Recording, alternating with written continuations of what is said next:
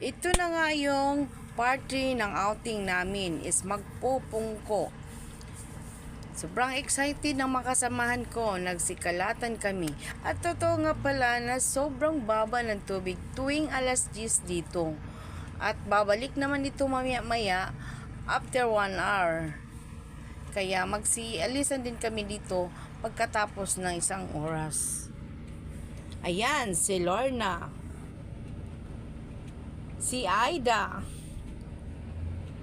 At si Faye. Bongga, diba? Joke lang. Yan, ako naman yung nasa dagat. At ito yung mga kasamahan ko na naliligo. Tingnan nyo, ang lawak ng baba ng tubig sa magpupungko. Pagka ganyan na oras.